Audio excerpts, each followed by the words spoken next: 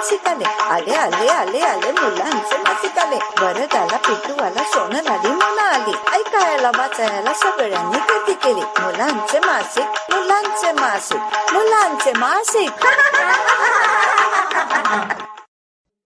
मुलांनो, आज मी जी गोष्ट तुम्हाला सांगणार आहे त्याचं नाव आहे उडणारा हत्ती.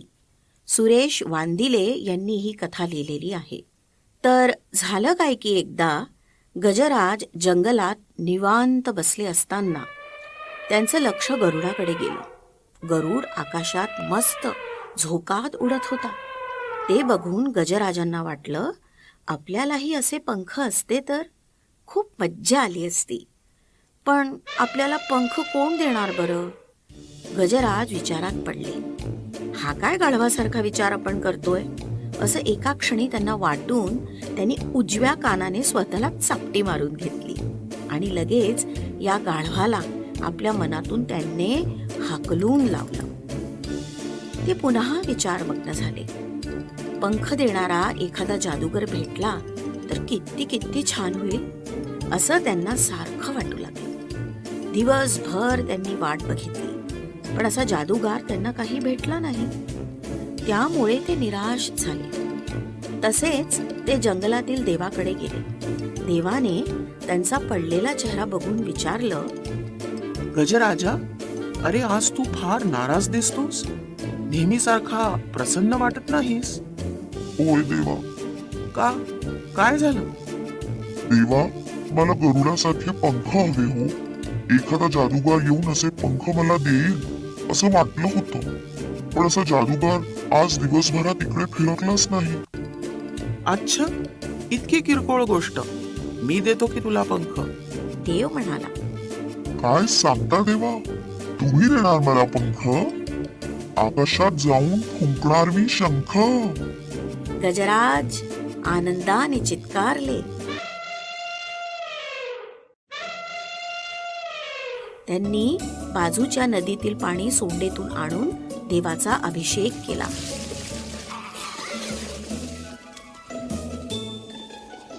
बाजूच्या झाडावरची फुलं तोडून देवाला वाहिली. देव प्रसन्न झाला. त्याने गजराजांना पंख दिले. फक्त त्यांनी एक अट टाकली, उडताना खाली बघायचं नाही. गजराजांनी ही अट मान्य करून आकाशात सूर मारला. जोर जोराने पंख फडकावत ते उडू लागले.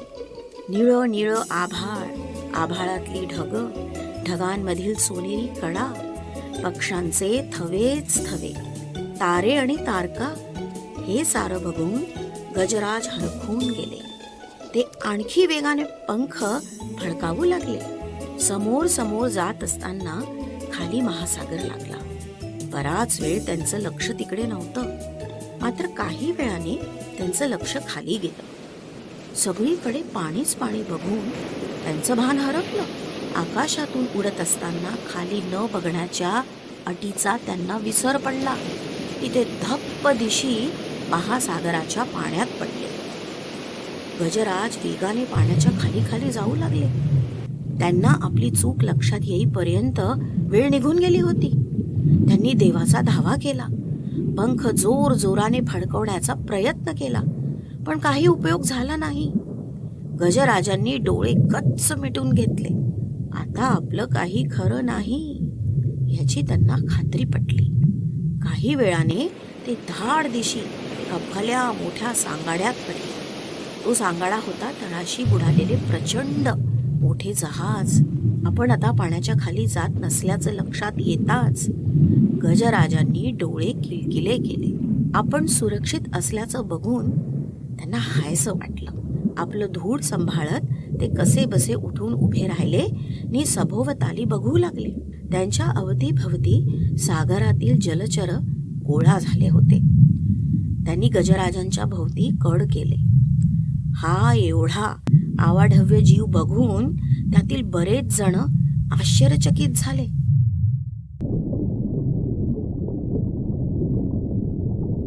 कोण रे तू? इथे कसा काय कडमटलास? हे आमचं राज्य आहे. आमच्या राज्यात अशी लुडबुड केलेली आम्हाला आवडत नाही. त्याचा आम्ही बंदोबस्त करतो. कोबले शार्क ओरडला. गजराजांना या बोलण्याचा राग आला. त्यांनी आधी सोंडेतून पाणी पोटात ओढलं आणि मग आपली सोंड कधी इकडे तर कधी तिकडे जोरदार हलवली. त्या झपाट्यात काही जलचर इकडे तिकडे भिरकावले गेले. ते बघून काही जलचरांनी पळ काढला. ते बघून गजराजांनी पुन्हा जोराने सोंड हलवली. उरले सुरले जलचरही पळून गेले. आपल्या सोंडेचा गजराजांना अभिमान वाटला. पण त्यांचा हा अभिमान काही फार काळ टिकला नाही हो. कारण त्यांच्या सोंडेला डंबो ऑक्टोपसने जखडून टाकलं होतं. त्यामुळे गजराजांना श्वास घेणं कठीण होऊन बसलं. त्यांचा जीव गुदमरायला लागला. आता करायचं तरी काय याचा विचार ते करू लागले. डंबो ऑक्टोपसचा विळखा आणखी घट्ट होऊ लागला. गजराजांचा प्राण कंठाशी आला. त्यांना काही सुचेना. अशा स्थितीत त्यांचं लक्ष पंखांकडे गेलं.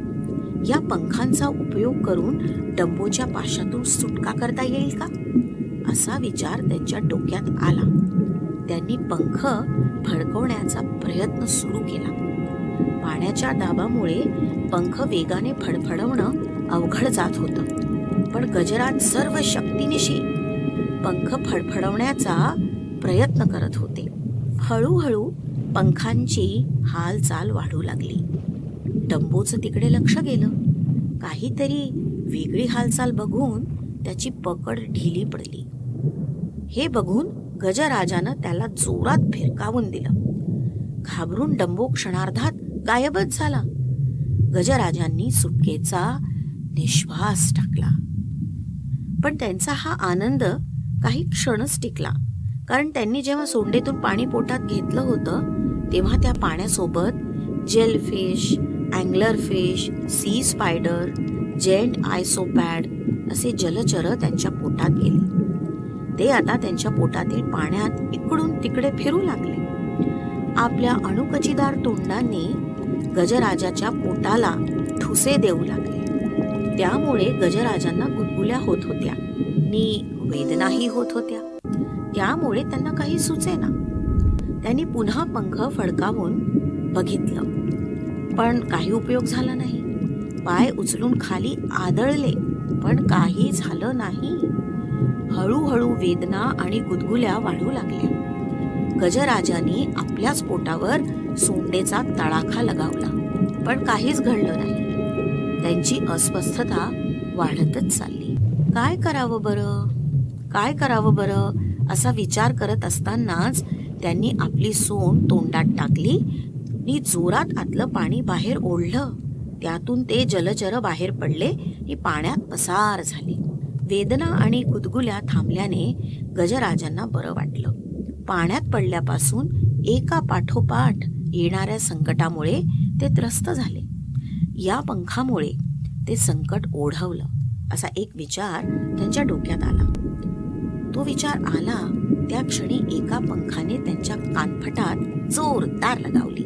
पंखामुळे नाही तर तू देवाची सूचना विसरल्यामुळे या संकटात सापडलास, हे पंख म्हणाले. सोंडेने कान सोळत गजराजांनी आपली चूक मान्य केली. एव्हा ना जहाजाच्या अवतीभवती राहणाऱ्या जलचरांना एक महाकाय शक्तिशाली प्राणी त्या ठिकाणी आल्याचं कळून चुकलं होतं. या शक्तिशाली प्राण्याला हाकलून लावणं किंवा त्याचा बंदोबस्त करणं शक्य नसल्याचंही या जलचरांनी एकमेकांना कळवलं. या प्राण्याने आपल्यावर हल्ला करून आपल्याला नष्ट करू नये म्हणून गजराजापुढे शरणागती पत्करायची आणि त्याला आपला राजा बनवायचा असं या जलचरांनी ठरवलं. त्यांच्यातील पेलिकन इल गजराजाच्या कानाजवळ जाऊन म्हणाला, तुम्ही आमचे राजे व्हा आणि आम्हाला अभय द्या. आम्हाला मारू नका. अरे मी कोणाला कशाला मारू, माझ्यासारखेच तुम्ही ना. गजराज म्हणाले.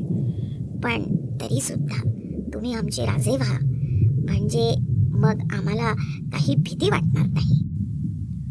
अखेर हो नाही करत गजराज त्या जलचरांचा राजा होण्यास तयार झाले. जलचरांच्या राजाला तर पोहता आलं पाहिजे. राजाला पोहता न येऊन कसं चालेल? गजराज विचार करू लागले. तेव्हा दुसरा पंख त्यांच्या कानाजवळ जाऊन म्हणाला, अरे तू तुझे 4ही पाय मागे पुढे हलव, आम्ही दोन्ही पंख पाण्यात वर खाली करू. गजराजांनी तसंच केलं. पंखामुळे त्यांना पाण्यात वेगाने पोहता येऊ लागलं.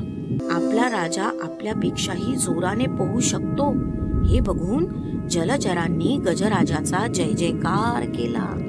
महाराज, आता आपण या राजवाड्यात राहा. जहाजाकडे बोट दाखवत अँगलर फिश म्हणाली. अरे पण आधी आपण हा राजवाडा स्वच्छ करायला हवा. किती वर्षे झाली तो तसाच पडून आहे. ब्लडी बेल्ली कॉम फिश म्हणाली. सर्वांनी मग जहाज स्वच्छ करायला सुरुवात केली. गजराजही त्यांच्या पाठीमागे जाऊ लागले. त्या जहाजात दालना मागून दालनं होती, कपाटं होती, मोठमोठी संदुकं होती. काही ठिकाणी हाडांचे सापळे होते. एक एक दालन स्वच्छ करत करत जलचर तळघरात गेले. तेथील दृश्य बघून त्यांच्या अंगावर काटा आला. एक छोटीशी टेकडीच जणू तिथे तयार झाली होती आणि ती टेकडी विषारी नागांनी एकमेकांना गुंफून तयार केली होती.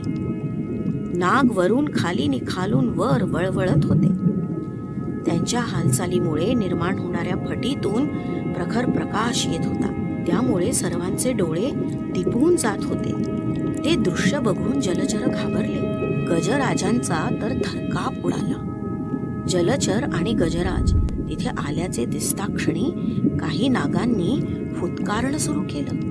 त्यांच्या लवलवत्या दुतोंडी जिभा बघून जलचरांची बोबडी वळली. ताबडतोब निघून जा, नाहीतर जीवाला मुकाल. ऑर्नेट रीफ स्नेक हा सर्पोबा आग ओकत म्हणाला. हे आमचे राजे आहेत, त्यांचा हा राजवाडा आहे, तुम्हीच इथून निघा. बॅरल आय फिश कशी बशी म्हणाली. सर्पोबाला राग आला की त्याने आपल्या जिभेने तिला ओढून पोटात ढकलून दिलं. हे बघून गजराजही रागावले. त्यांनी आपली सोंड उगारली, पायाचा थयथयाट सुरू केला. पण सर्पोबाने गजराजाच्या मानेवर उडी घेतली आणि तो मान आवळू लागला. हे बघून इतर सर्पांनी सोंडेला पकडलं आणि सोंडेला ते चावू लागले. काही सर्प पंखांना डंख मारू लागले. गजराज चारही बाजूंनी कोंडीत सापडले. आपल्या राजाची ही स्थिती बघून उरल्या सुरल्या जलचरांनी पळ काढला. गजराजांची शुद्ध हरपली. बराच काळ ते तसेच पडून राहिले. ते शुद्धीवर आले तेव्हा ते थर थर कापत होते. त्यांना धड उभं राहता येईना. त्यांच्या समोर जंगलाचा देव उभा होता. ते बघून त्यांच्या जीवात जीव आला. त्यांनी देवाच्या पायावर डोकं ठेवलं. क्षमा करा देवा, क्षमा करा. असं जोर जोराने म्हणू लागले. अरे पण कशासाठी क्षमा? देवाने विचारलं. देवा माझं चुकलं. काय चुकलं? देवा जे आपल्याकडे नसतं त्याची अपेक्षा करणं हे मूर्खपणा, मी जीवावर बेतणारं असतं, हे कळलंय मला. जे आपल्याकडे नसतं ते मिळालं की संकटच संकट येतात, हेही कळलंय मला. गजराज अश्रू ढाळत म्हणाले. गजराज, तू म्हणतोस ते बरोबरच आहे. शिवाय आम्ही तुझ्याकडून एक वचन घेतलं होतं, उडताना खाली न बघण्याचं. ते वचन तू पाळलं नाहीस, म्हणून सुद्धा संकटात सापडलास. आपल्या हिताचा सल्ला ऐकला नाही की असंच होतं. हो देवा, चुकलं माझं. गजराज मान खाली घालत त्यांनी डोळे मिटून घेतले. कसल्या तरी हालचालीने त्यांनी डोळे उघडले. देवाच्या समोर वाघोबा होते. आकाशात उडणाऱ्या गरुडाकडे बघत, आपल्याला पंख असते तर बरं झालं असतं, असं ते सुद्धा म्हणत होते. देवाने तथास्तु म्हटलं. अरे वाघोबा, हा वर घेऊ नकोस. गजराज वाघोबास म्हणाले. वाघोबाने छदमीपणे त्याच्याकडे बघितलं. गजराजा, मी तुझ्यासारखा मूर्ख नाही गड्या. होय बाबा, खरं आहे ते. पण पुढच्याला ठेस बसते तेव्हा मागच्याने शहाणं व्हायचं असतं. गजराज वाघोबास समजावत म्हणाले. त्याच्या बोलण्याकडे दुर्लक्ष करत वाघोबाने आकाशात सूर मारला. गजराजांनी कपाळावर हात मारून घेतला. बाजूलाच ती सगळी गंमत जम्मत बघत असलेले गाढवोबा फिदी फिदी हसू लागले. काय असा हसतोस? गजराजांनी रागावून विचारलं. गजराजा रागावू नका हो. सगळ्यांनाच गाढवपणा का करावा वाटतो बा? या विचारानं मला हसू आलंय. गाढवोबा मागच्या लाथा झाडत म्हणाले. गजराजांनी देवाकडे बघितलं. त्याने कधीचेच डोळे मिटून घेतले होते. तर मुलांनो, ही गोष्ट होती उडणारा हत्ती.